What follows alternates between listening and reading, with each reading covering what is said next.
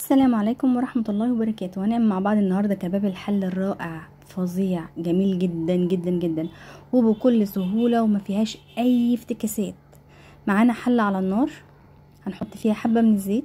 لو اللحمة بتاعتنا مش دسمة نحط حبة حلوين كده من الزيت، يعني نقدر نقول 3 معالق كبار من الزيت. هننزل بقى عليهم كمية بصل كبيرة، دول 3 بصلات كبار مقطعين كده زي ما انتوا شايفين.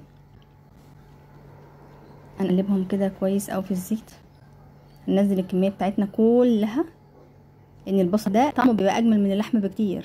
لما تعملوها هتعرفوا انا بقول لكم ايه، طعمها بيبقى تحفه يا جماعه. طبعا انا ما بقولش للناس الخبره، انا بقول للبنات الصغيرين. هحط عليها شويه من الفلفل الاسود وهقلب ده كده، بقلب البصل مع الفلفل الاسود. انا ما بحطش ملح الا في الاخر. هننزل دلوقتي بالقطع اللحمه بتاعتنا، هننزلهم بقى كده اهو. اللحمه بس انا كنت طلعتها من بدري، بس برضو لسه ما فكتش قوي، بس هي فكه يعني بس مش قوي. هنزلهم كده في الحله وهرش برضو رشه فلفل اسود كمان، لان الاكله دي روحها الفلفل الاسود. وهنقلب بقى الاكله دي كده مع بعض. هنقلبها بس كده البصل مع اللحمه عشان كمان ياخد من الفلفل الاسود كده، لان الفلفل الاسود بيطعم البصل واللحمه جدا وبتبقى ريحتها على النار تحفه. هنغطيها ونسيبها بقى على نار عاليه. في المرحله دي هنخليها على نار عاليه. بصوا البصل بدأ يدبل زي ما انتوا شايفين كده. انا عايزه البصل بتاعي يتحروق من تحت، مش يتحرق خالص، لا انا متابعيها. انا هتشوفوا دلوقتي يتلسع، يفضل يتلسع كده واقلب ويفضل يتلسع واقلب. انا عايزه درجه اللون اللي هتطلع لي من البصل. هي بدأ يعني هو كده بدأ. انا طبعا سايباها على النار من وقتها لحد ما تديني النتيجه اللي انا عايزاها. هسيبها كمان شويه وهنرجع لها تاني. انا بعمل لكم كده احلى عشان تشوفوا اللسعات اللي انا عايزاها. بصوا اللسعات اللي من تحت دي هو ده اللي انا عايزاه. بصوا هو ده اللي انا عايزاه، ده اللي هيديني اللون اللي انا حباه. ده هيديني اللون البصل المكرمل التحفه جدا والطعم الرائع. ما تخافوش، احنا عايزين نعمل كده، احنا كده مش بنحرقها، لا احنا كده بنظبط اللون اللي احنا محتاجينه.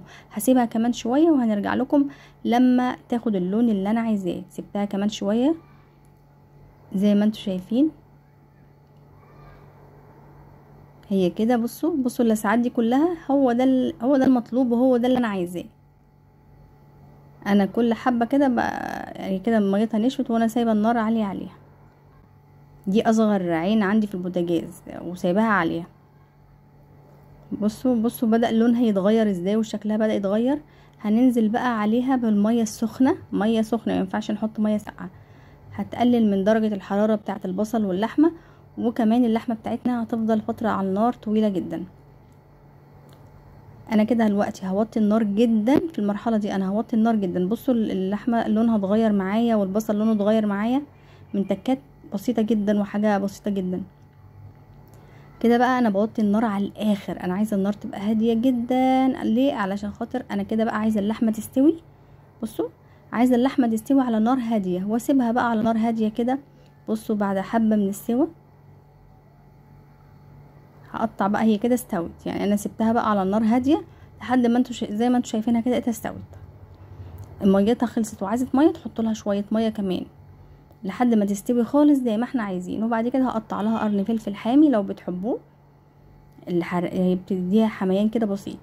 قطعت قرن فلفل حامي وهضيف عليها الملح بتاعنا. انا ما حققتهاش، انا كده بحققها لسه. هضيف عليها الملح بتاعي وهنقلب وهنسيبها كده قيمة دقيقة ولا دقيقتين علشان خاطر بس الحقيق يتظبط معايا. وبكده نقول الاكلة بتاعتنا النهاردة خلصت واخر جمال وبجد تحفة يا جماعة. شايفين اللون والشكل والموضوع كله جميل قوي قوي قوي، كمان طعمها رهيب. هسيبها كده دقيقتين بقى وهتشوفوني وانا بصبها معاكم في الطبق وشوف شكلها هيبقى عامل ازاي. حاجة كده تحفة تحفة. ادي اللحمة بتاعتنا بعد ما خلاص تمام وحطيناها في الطبق بتاعنا. شايفين شكلها وشايفين فلفل كده، الفلفل ده بنحطه في اخر حاجة يعني، واحنا بنحطه مع الملح. شايفين الجمال؟ حاجة كده روعة الروعة، حاجة تحفة التحفة.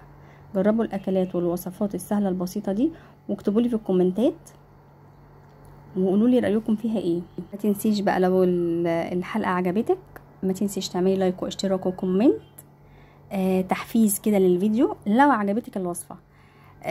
وان شاء الله اقابلكم بفيديو جديد وبحلقة جديدة وبوصفة جديدة وحاجات حلوة جدا للبنات الجميلة اللي لسه متجوزة، وفي حاجات وتركات مش عارفينها هيعرفوها معانا خطوة خطوة. واقول لكم دلوقتي السلام عليكم، وان شاء الله نتقابل في حلقة جديدة. السلام عليكم.